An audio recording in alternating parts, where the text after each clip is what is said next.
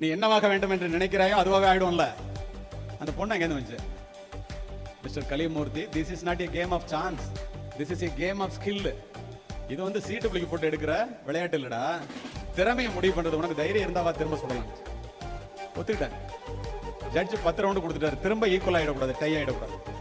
உலகத்தில் உள்ள தெய்வங்கள் எல்லாத்தையும் வேண்டிட்டு நான் ஒரே மூச்சில் 10 ரவுண்டு சொல்றேன். 9 ரவுண்டு புல்லு, 1 ரவுண்டு இன்னர். என்னுடைய பிராக்டிஸ்ல கூட நான் அப்படி சுட்டது கிடையாது. தினம் 20-25 ரவுண்டு பிராக்டிஸ் பண்ணிட்டு இருந்த காலகட்டம். ஆனா அந்த பொண்ணு வந்து ஒரே மூச்சுல 10 ரவுண்டு சுட்டுச்சு. 10க்கு 10 புல். நான் தோற்று போய்விட்டேன். முத்துக்குமாருங்க சொன்னதெல்லாம் கவர்மெண்ட் ரெக்கார்ட்ல ஜெயிச்சதெல்லாம் தானே வச்சிருப்பான். அதை சொல்றாரு. தோத்ததையும் சொல்றது தானே நியாயம். ஆனா இனிமே தான் கிளைமேக்ஸ். அதனாலதான் உங்கள்கிட்ட சொன்னேன். போய் தூக்கி கீழே போட்டேன்.